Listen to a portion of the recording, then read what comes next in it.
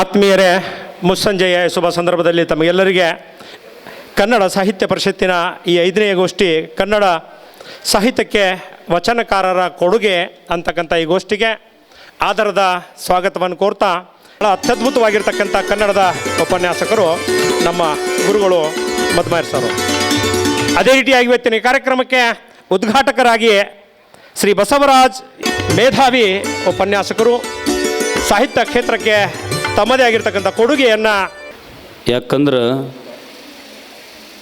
ದುಡ್ಡು ಕೊಟ್ಟರೆ ಏನು ಬೇಕಾದ ಸಿಗ್ತೈತಿ, ಸಮಯ ಸಿಗ್ತೈತೆನ. ನಾನು ಹೀಗೆ ಒಮ್ಮೆ ಮೈಸೂರು ಹೊಸಮಠಕ್ಕೆ ಹೋಗಿದ್ದೆ. ಆ ಪೂಜ್ಯರ ಜೊತೆ ಒಂದು 45 ನಿಮಿಷ ಕೂತ್ಕೊಂಡಿದ್ದೆ. ಲಾಸ್ಟಿಗೆ ನನ್ನ ಪ್ರಶ್ನೆ ಮಾಡಿದರು, ಸ್ವಾಮಿಗಳೇ ನನ್ನ ಜೊತೆ ಒಂದು 45ರಿಂದ 50 ನಿಮಿಷ ಸಮಯ ಕಳೆದ್ರಿ, ಏನು ತಿಳ್ಕೊಂಡ್ರಿ, ಏನು ಅರ್ಥ ಮಾಡ್ಕೊಂಡ್ರಿ ಅಂತೇಳಿ. ಸ್ವಾಮೀಜಿ, ನಿಮ್ಮ ಕೆಲವೊಂದು ಮಾತುಗಳು ನನಗೆ ಅರ್ಥ ಅದು, ಅದಕ್ಕಿಂತ ಮಹತ್ವ ಎಷ್ಟು ಸುಂದರವಾಗಿ ನೀವು ಶಾಲೆಯನ್ನು ಕಟ್ಟಿರಿ, ಎಷ್ಟು ಸುಂದರವಾಗಿ ನೀವು ಹಾಸ್ಟೆಲ್ಗಳು ಮಾಡಿರಿ, ಹಿಂಗೆ ಹೋಗಿ ಮಾಡಬೇಕನ್ನೋದು ಜ್ಞಾನ ಇಟ್ಕೊಂಡು ಅದಕ್ಕೆ ಇಲ್ಲಿ ಕೂತೀನ್ರಿ ಅಂತ ಹೇಳಿದೆ. ನಾನು ಹುಟ್ಟುತ್ತಾ ಯಾವ ವ್ಯಕ್ತಿನೂ ಏನೂ ಕಲಿತುಕೊಂಡು ಬಂದಿರೋದಿಲ್ಲ. ಒಬ್ಬರನ್ನ ನೋಡಿ ಕಲಿತು ಬೆಳಿಬೇಕನ್ನುವಂಥ ವಿಚಾರ. ಇವತ್ತು ನಮ್ಮ ಅಸಂಪೀರ್ ವಾಲಿಕಾರ್ ಅವ್ರ ಕಾರ್ಯಕ್ರಮ ಅಂದರೆ ಒಂದು ವಿಶೇಷ. ನುಂಗ್ಲಾರಂಥ ತುತ್ತ ಹಾಕಿದ ಗೋಷ್ಠಿಗೆ ಬರ್ಲಿಕ್ಕಂದ್ರೆ ನಮಗೆ ಬೇಜಾರ, ಆದರೆ ಅವ್ರ ಗೋಷ್ಠಿಗೆ ನಾವು ಬರ್ಲಿಕ್ಕಂದ್ರೆ ಅವ್ರಿಗೆ ಬೇಜಾರ.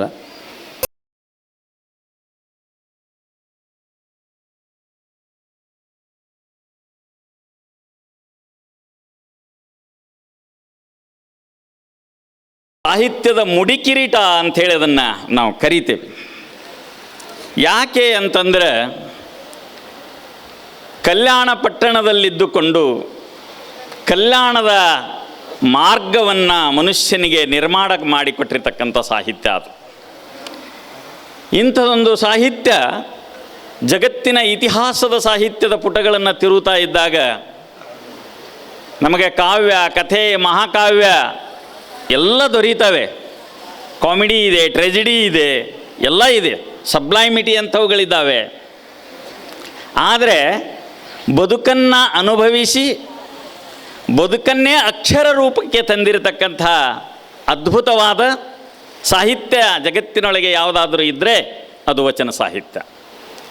ಇಂಥ ವಿಶಿಷ್ಟವಾಗಿರತಕ್ಕಂಥ ಸಾಹಿತ್ಯ ಮನುಷ್ಯನಿಗೆ ಏನನ್ನು ತಂದು ಕೊಡ್ತು ಅಂತಂದರೆ, freedom of life, spirit of life, ಸ್ವತಂತ್ರವಾಗಿ ಬದುಕುವುದನ್ನು ಕಲಿ ಮತ್ತು ಬದುಕಿನಲ್ಲಿ ಸ್ಫೂರ್ತಿಯನ್ನು ತುಂಬಿಕೊಂಡು, ಸ್ವಾಭಿಮಾನವನ್ನು ತುಂಬಿಕೊಂಡು, ಶ್ರೇಷ್ಠತೆಯನ್ನು ತುಂಬಿಕೊಂಡು ಬದುಕುವುದನ್ನು ಕಲಿ. ಇವು ಎರಡೂ ಬದುಕುವ ಧರ್ಮವನ್ನು ವಚನಕಾರರು ಕನ್ನಡಿಗರಿಗೆ ಕಲಿಸಿಕೊಟ್ಟಿರ್ತಕ್ಕಂಥದ್ದು.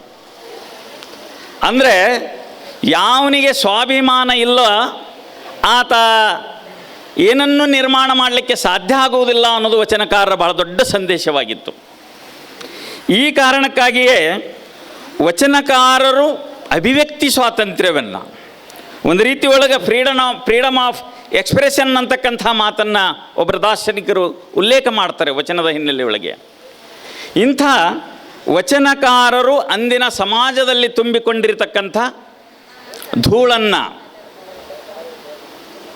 ನೀರಿನ ಮೂಲಕ ಸ್ವಚ್ಛಗೊಳಿಸಿ ಕಸ ಹುಡುಗುದರು, ಶುಭ್ರವಾಗಿ ಕಾಣಲಿಕ್ಕೆ ಕಾರಣೀಕರ್ತರಾದರು. 2,000ಕ್ಕಿಂತಲೂ ಅಧಿಕ ಮಕ್ಕಳು ತಮ್ಮ ಸಂಸ್ಥೆಯಲ್ಲಿ ಶಿಕ್ಷಣವನ್ನು ಪಡ್ಕೋತಾ ಇದ್ದಾರೆ. ಇದು ಶಿಕ್ಷಣ ಕ್ಷೇತ್ರದಲ್ಲಿ ಶಿವಾನಂದ ಸರ್ ಹೆಸರು ಎಷ್ಟೈತೆ ಅನ್ನೋದಕ್ಕೆ ಒಂದು ಸಾಕ್ಷಿ. ಇವರಿಗೆ ತುಂಬ ಹೃದಯದ ಸ್ವಾಗತ, ಸುಸ್ವಾಗತವನ್ನು ಬಯಸ್ತಾ ಇದ್ದೇನೆ. ಶ್ರೀಯುತರು ಯಾವಾಗಲೂ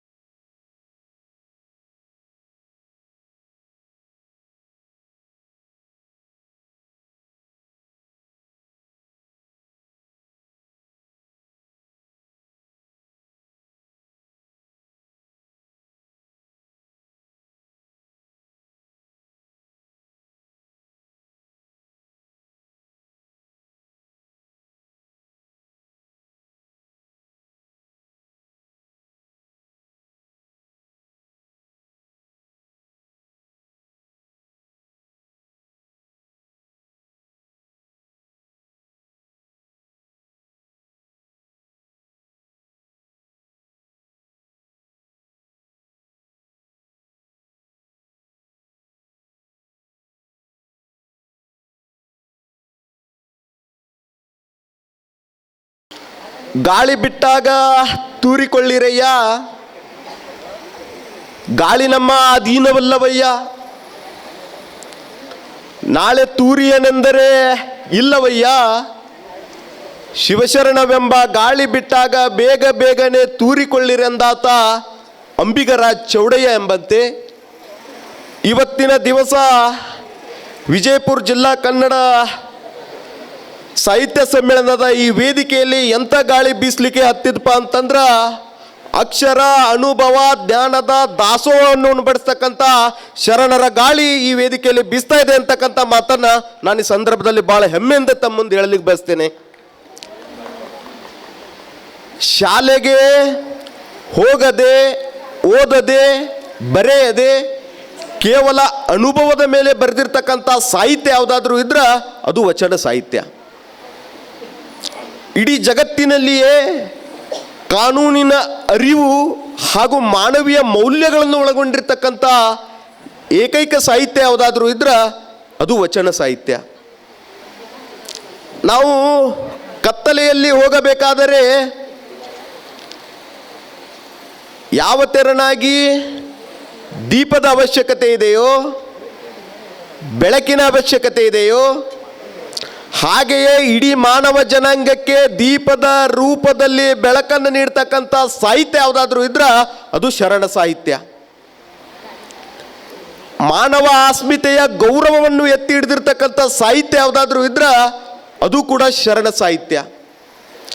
ಇದರಲ್ಲಿ ಯಾವುದೇ ಜಾತಿ ಧರ್ಮವಿಲ್ಲ, ಮತಪಂಥವಿಲ್ಲ, ಭೇದ ಭಾವವಿಲ್ಲ, ಮೇಲು ಕೀಳು ಇಲ್ಲ, ಉಚ್ಚ ನೀಚವಿಲ್ಲ, ಅಸ್ಪೃಶ್ಯತೆ ಇಲ್ಲ, ಅಸಮಾನತೆ ಇಲ್ಲ, ಮೈಲಿಗೆ ಇಲ್ಲ, ಮಡಿವಂತಿಕೆ ಇಲ್ಲ. ಕೇವಲ ಹೃದಯದಲ್ಲಿ ಪ್ರೀತಿಸ್ತಕ್ಕಂಥ ಇನ್ನೊಂದು ಸಾಹಿತ್ಯ ಯಾವುದಾದ್ರೂ ಇದ್ರೆ ಅದು ವಚನ ಸಾಹಿತ್ಯ. ಅದರಲ್ಲಿ ನನ್ನ ಅಕ್ಕ ಮಹಾದೇವಿ ಎಲ್ಲರಿಂದ ಅಕ್ಕ ಅಂತ ಕರೆಸ್ಕೊಂಡು ಕನ್ನಡದ ಮೊಟ್ಟ ಮೊದಲ ಕವಿಯತ್ರಿ ಎನಿಸ್ಕೊಂಡು ತನ್ನ ಶರಣ ಸಾಹಿತ್ಯಕ್ಕೆ ಬಹಳ ಉತ್ಕೃಷ್ಟವಾದಂಥ ಒಂದು ಮಾನವೀಯ ಮೌಲ್ಯಗಳನ್ನು ತನ್ನ ವಚನದ ಮೂಲಕ ಸಮಾಜಕ್ಕೆ ಬಿತ್ತರಿಸಿದಾಳೆ. ಅವಳು ಕರ್ನಾಟಕದ ಉಡುತಡಿಯಲ್ಲಿ ತಾಯಿ ಸುಮಿತ್ರೆ ಮತ್ತು ತಂದೆ ನಿರ್ಮಲಾ ಶೆಟ್ಟಿಯವರ ಮಗಳಾಗಿ ಹುಟ್ಟಿದಾಗ ಅವಳ ಆಧ್ಯಾತ್ಮಿಕ ಒಂದು ಪರಿಸರದಲ್ಲಿ ಬೆಳೀತಾಳೆ. ಬಹಳ ಸುಂದರವತಿ ಅವಳು ಯೌವನಕ್ಕೆ ಕಾಲಿಟ್ಟಾಗ ಅವಳ ಸೌಂದರ್ಯಕ್ಕೆ ನಾಚುವವರು ಬಹಳಷ್ಟು ಜನ ಇದ್ದರು. ಆಗ ಒಮ್ಮೆ ಅವಳು ಗೆಳತಿಯರ ಜೊತೆ ಆಟವಾಡ್ತಾ ಇರಬೇಕಾದ್ರೆ ಅಲ್ಲಿ ಕೌಶಿಕ ಮಹಾರಾಜ ಹೋಗ್ತಾ ಇರುವಾಗ ಆಕೆಯ ರೂಪಕ್ಕೆ ಮರುಳಾಗಿ ಅವಳನ್ನು ಕಾಮುಕ ದೃಷ್ಟಿಯಲ್ಲಿ ನೋಡ್ತಾನೆ. ನೋಡಿ ಅಲ್ಲಿ ಅವರ ಮನೆಗೆ ಹೋಗಿ ಆಕೆಯ ಹೆಣ್ಣು ಕೇಳಲಿಕ್ಕೆ, ಅಂದರೆ ಅಕ್ಕ ಮಹಾದೇವಿಯ ತಂದೆ ತಾಯಿಯರ ಹತ್ತಿರ ಒಬ್ಬ ಹೆಗ್ಗಡತಿಯನ್ನು ಹೆಣ್ಣು ಕೇಳಲಿಕ್ಕೆ ಕಳಿಸ್ತಾಳೆ. ಆಗ ನಮ್ಮ ಅಕ್ಕ ಹೇಳ್ತಾಳೆ ಒಂದು ಮಾತು, ಸಾವಿಲ್ಲದ ಕೇಡಿಲ್ಲದ ರೂಪಿಲ್ಲದ ಚಲುವಾದ ಭವವಿಲ್ಲದ ಭಯವಿಲ್ಲದ ನಿರ್ಭಯ ಚಲುವಂಗಾನುಲಿದೆ, ಎಡೆಯಿಲ್ಲದ ಕಡೆಯಿಲ್ಲದ ತೆರಹಿಲ್ಲದ ಕುರುಹಿಲ್ಲದ ಚಲುವನನ್ನು ಒರೆಸಿರುವೆ, ಕಾರಣ ಚನ್ನಮಲ್ಲಿಕಾರ್ಜುನನೇ ನನಗೆ ಗಂಡನು, ಮಿಕ್ಕವರು ನನಗೆ ಸ್ವಾಮಿಗಳಲ್ಲ, ಅವರನ್ನೊಯ್ದು ಒಲೆಯಲ್ಲಿಕ್ಕಿರಿ ಅಂಥೇಳಿ ಬಹಳ ದಿಟ್ಟತನದಿಂದ ಲೌಕಿಕ ಜೀವನವನ್ನು ಧಿಕ್ಕರಿಸ್ತಾಳೆ. ಆದರೂ ಸಹ ಕೌಶಿಕ ಮಹಾರಾಜ ಬಿಡೋದೇ ಇಲ್ಲ. ಮತ್ತೆ ಸ್ವತಃ ತಾನೇ ಬಂದು ಹೆಣ್ಣು ಕೇಳಿದಾಗ ಅವಳೊಂದು 2-3 ಷರತ್ತುಗಳನ್ನು ಹಾಕಿ ತಂದೆ ತಾಯಿಯರ ಮನಸ್ಸನ್ನು ನೋಯಿಸಬಾರ್ದು ಅನ್ನುವಂತಹ ಒಂದು ನಿಟ್ಟಿನಲ್ಲಿ ಮದುವೆಗೆ ಒಪ್ಕೋತಾಳೆ. ಶಿವ ಪೂಜೆಗೆ ಅಡ್ಡಿ ಆಗಬಾರ್ದು ಅಂಥೇಳಿ ಒಂದು ಷರತ್ತನ್ನು ವಹಿಸ್ತಾಳೆ. ಆಗ ಅದನ್ನು ಅನ್ಕಮಟ ನೋಡೋಣ ಬಿಡು ಅಂಥೇಳಿ ಒಪ್ಪಿಕೊಂಡಂತಹ ಕೌಶಿಕ ಆಕೆಯನ್ನು ಮದುವೆ ಆಗ್ತಾನೆ. ಮುಂದೆ ಅವನ ಕಾಮದ ದೃಷ್ಟಿ ಆಕೆಯನ್ನು ಬಿಡೋದೇ ಇಲ್ಲ. ಅದಕ್ಕೆ 19ನೇ ಸಾಹಿತ್ಯ ಸಮ್ಮೇಳನ, ಕನ್ನಡ ಸಾಹಿತ್ಯ ಸಮ್ಮೇಳನ 19. ಇದೊಂದು ಸಮುದ್ರದಾಗ ಅನಂತ ಮುತ್ತುರತ್ನಗಳು ಸಿಗ್ತಾವೆ, ವಜ್ರಗಳು ಸಿಗ್ತಾವೆ, ಬೇಕಾದ ಸಿತ್ತ ಕಡೆಗೆ ಉಪ್ಪು ಸಿಗ್ತದೆ. ಅಂಥ ಉಪ್ಪ ನಮಗೆ ಅನುಕೂಲ ಆಗ್ತದೆ. ವಿಜಯಪುರದಲ್ಲಿ 1919ನೇ ಕನ್ನಡ ಸಾಹಿತ್ಯ ಸಮ್ಮೇಳನದ ಈ ಸಾಯಂಕಾಲದ ಕಾರ್ಯಕ್ರಮಕ್ಕೆ ಹಲವಾರು ಪೂಜ್ಯರು, ಸಾಹಿತಿಗಳು ಬಂದು ಹೋಗಿದ್ದಾರೆ. ಅದರಲ್ಲಿ ಒಂದು ವಿಷಯ ಬಸವಣ್ಣನವರ ವಚನ ಸಾಹಿತ್ಯ. ಅದರಲ್ಲಿ ನಾವು ಕೇದಾರಕ್ಕೆ ನಡ್ಕೊತ ಹೋಗಿದ್ದೆವು. ಕೇದಾರಕ್ಕೆ ನಡ್ಕೊತ ಹೋದಾಗ ಕೆಲವೊಂದು ಕ್ಷೇತ್ರ ನೋಡಿದ್ವಿ ನಾವು. ಭಗವದ್ಗೀತಾ, ಬೈಬಲು, ಕುರಾನ್ ಕೆಲವು ಕಡೆ ಕೆತ್ತಾರೆ. ಆ ಕೆತ್ತಿದ ಸಮಯದಲ್ಲಿ ನಮ್ಮ ಕರ್ನಾಟಕ ದೇಶದಲ್ಲಿ ಹಳೆಬೀಡು, ಬೇಲೂರು, ಬದಾಮಿ, ಐವಳ್ಳಿ, ಪಟ್ಟದಕಲ್ಲು ಅದಾವೆ. ಅದರಲ್ಲಿ ಶಾಸನಗಳಿಲ್ಲ, ಕಟ್ಟಿಸಿದ ಹಿರಿಯರ ಶಾಸನಗಳದಾವೆ, ವಚನ ಸಾಹಿತ್ಯ ಇಲ್ಲ ಅಂತ ತಿಳ್ಕೊಂಡು ಹೇಳಿ 1962ರಲ್ಲಿ ಸಂಕಲ್ಪ ಮಾಡಿ ನಾವು ಕೇದಾಂದ್ರ ಹಳ್ಳಿ ಬಂದ ಮೇಲೆ 68ಕ್ಕೆ ನಾವು ವಚನ ಶುರು ಮಾಡಿದ್ವಿ. ಜತ್ತಿಯವರು, ಕಂಠಿಯವರು ಮಠಕ್ಕೆ ಬಂದಿದ್ದರು. ಆಮೇಲೆ 72ಕ್ಕೆ ಕಟ್ಟಡ ಚಾಲೂ ಆಯಿತು. ಅದಕ್ಕೊಂದು 10 ಕೋಟಿ ರೂಪಾಯಿ ಖರ್ಚಾಗಿರಬೇಕು. ಸಮಗ್ರ 1500 ವಚನಗಳು ತಯಾರಾಗಿದ್ದಾವೆ, ಬಸವಣ್ಣನವ್ರ ವಚನಗಳು. ಅಂಥ ವಚನ ಸಾಹಿತ್ಯದ ಕಾರ್ಯಕ್ರಮವನ್ನು ಉದ್ಘಾಟನಾ ಸಮಾರಂಭದಲ್ಲಿ ನಮ್ಮ ಯಾವ ಪಾಲಿಕಾರ್ ಸಾಹೇಬರು ಅದರ ಕಾರ್ಯದರ್ಶಿಗಳಿಗೆ ಭಾಳ ವೈಭವವಾಗಿ ಕೆಲಸ ಮಾಡಿದರು. ಯಾವ ಈಸವಲ್ಲಮ ಸಮುದ್ರ ಸಹಿತ ಈಸ್ತಾನೆ. ಹಾಗೆ ಈ ನಮ್ಮ ಆಸಿಂಪೀರ್ ವಾಲಿಕಾರ್ ಅವರು ಹಲವಾರು ರೀತಿ ಕೆಲಸ ಮಾಡಿಕೊಂಡು ಆ ಉದ್ಘಾಟನಾ ಸಮಾರಂಭವನ್ನು ಒಳ್ಳೆ ವೈವಿಧ್ಯ ಮಾಡಿಕೊಟ್ಟಿರ್ತಕ್ಕಂಥ ಆಸಿಂಪೀರ್ ಅವರಿಗೆ ಬಸವರಾಜ ಮತ್ತು ಆಶೀರ್ವಾದ ಆಗಬೇಕು. ಇನ್ನು ನಾನು ಅಲ್ಲಿಗೆ ಮುಂಜಾನೆ ಬಂದೀನಿ. ನಾಳೆಗೆ ಮುಂಜಾನೆ ಮಠದಲ್ಲಿ ಒಂದು 200 ಹುಡುಗರು, 3-4 ಹುಡುಗರು ಮ್ಯಾಟ್ರಿಕ್ ಪರೀಕ್ಷೆ ಅದಾವೆ, ಅಲ್ಲಿ ಹೊಂದಿಕೆ ಮಾಡಬೇಕಾಗ್ತದೆ. ಅದ್ರ ಸಲುವಾಗಿ ನಾನು 13ಕ್ಕೆ ಬಂದಿದ್ದೀವಿ. ಅದ್ರ ಸಲ ಇನ್ನೊಮ್ಮೆ ಸಮಯ ಬಂದಾಗ ಮತ್ತು ಚೆನ್ನಾಗಿ ಮಾತಾಡೋಣ. ಎಲ್ಲ ನಮ್ಮ ಸಿದ್ದರಾಮ ಸ್ವಾಮಿ ಪಾದಕ್ಕೆ ಅರ್ಪಿಸಿ ನಾವು ಹೋಗ್ತೀನಿ. ಸ್ವಲ್ಪದರಲ್ಲಿ ಅದ್ಭುತ. ಈ ವಚನ ಸಾಹಿತ್ಯ 12ನೇ ಶತಮಾನದ ಶರಣರು ಈ ಭೂಮಿಯ ಮೇಲೆ ಅವತರಿಸಿದರು. ಅತ್ಯಂತ ಕೆಟ್ಟ ಕಾಲಘಟ್ಟದಲ್ಲಿ ಈ ಶರಣ ಸಾಹಿತ್ಯದ ಮೂಲಕ ಸಮಾಜದಲ್ಲಿರುವಂಥ ಅನೇಕ ಮೌಢ್ಯಗಳನ್ನು, ಸಾಮಾಜಿಕ ಸಮಸ್ಯೆಗಳನ್ನು, ಎಲ್ಲ ರೀತಿಯ ಸಮಸ್ಯೆಗಳನ್ನು ತಮ್ಮ ವಚನ ಸಾಹಿತ್ಯದ ಮೂಲಕ ಸಾಮಾನ್ಯ ಜನರಿಂದ ಪಂಡಿತರವರೆಗೂ ಎಲ್ಲರಿಗೂ ಅನ್ವಯವಾಗುವಂತಹ ಭಾಷೆಯಲ್ಲಿ ತಮ್ಮ ವಚನಗಳ ಮೂಲಕ ಶರಣರು ಈ ಮಾನವ ಸಂಕುಲವನ್ನು ಎಚ್ಚರಿಸುವಂತಹ, ಸುಧಾರಿಸುವಂಥ ಬಹುದೊಡ್ಡ ಕಾರ್ಯವನ್ನು ಮಾಡಿದರು. ತಮ್ಮೆಲ್ಲರಿಗೂ ಗೊತ್ತಿರುವ ಹಾಗೆ 2024ನೇ ಗಣರಾಜ್ಯೋತ್ಸವದ ಮೇಲೆ, ಗಣರಾಜ್ಯೋತ್ಸವ ಒಂದು ಕೇಂದ್ರ ಸರ್ಕಾರ ಒಂದು ಧ್ಯೇಯವಾಕ್ಯವನ್ನು ಹೊರಡಿಸಿತ್ತು. ಆ ಧ್ಯೇಯವಾಕ್ಯ ಏನು ಅಂತಂದರೆ,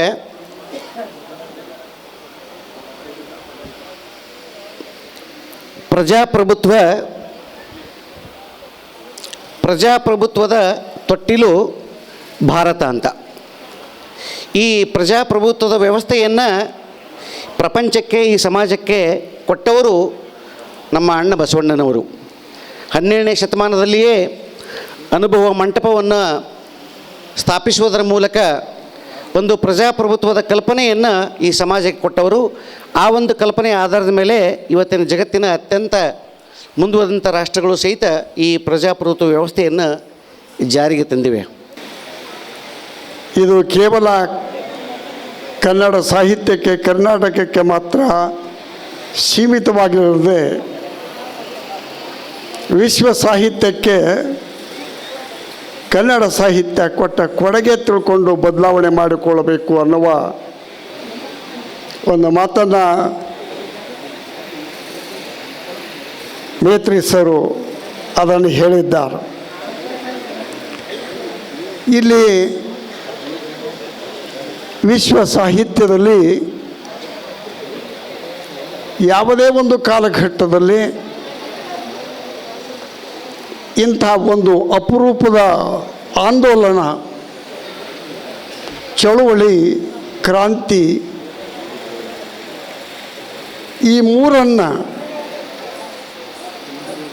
ಅನುಸರಿಸಿಕೊಂಡು ಬಂದಂಥ ಬಹುಶಃ ಜಗತ್ತಿನ ಚಾರಿತ್ರಿಕ ಘಟನೆಯಲ್ಲಿ ನಡೆದದ್ದು ಅದು ಕರ್ನಾಟಕದಲ್ಲಿ.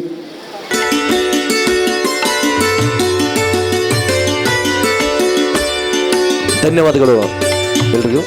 ಈಗ